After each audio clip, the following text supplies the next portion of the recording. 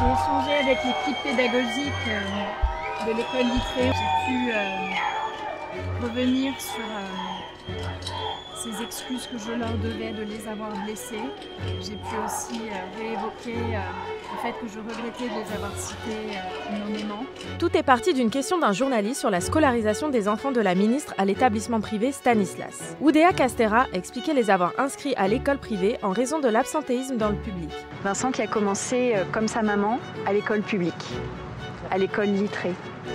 Et puis la frustration de ses parents, mon mari et moi, qui avons vu des paquets d'heures qui n'étaient pas sérieusement remplacés.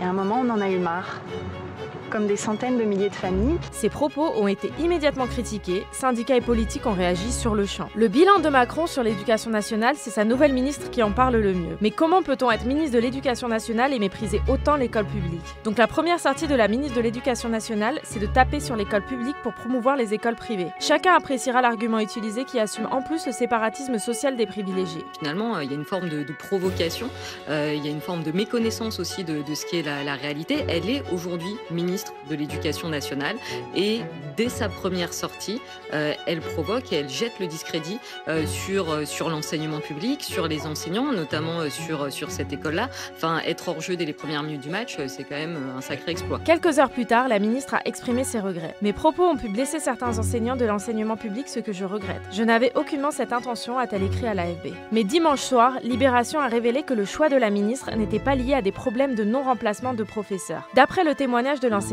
les parents ont envoyé leur fils à Stanislas parce que l'école lui avait refusé un passage anticipé en moyenne section, jugeant l'élève encore trop jeune. L'ancienne institutrice affirme n'avoir jamais été absente durant la scolarisation de l'enfant. Un témoignage soutenu par des parents d'élèves de l'école. Face à cette polémique, l'opposition a demandé la démission de la ministre. Les jours passent et les mensonges s'accumulent, il est temps de démissionner. Il faut partir maintenant, madame. Si la ministre a fini par demander de clore le chapitre des attaques personnelles, des syndicats ont appelé à des grèves le 25 janvier et 1er février. Comme l'a bien résumé le leader de la FSU, première fédération syndicale d'enseignants, Benoît Test, je ne sais pas si on a déjà démarré aussi mal une prise de fonction en tant que ministre de l'Éducation nationale.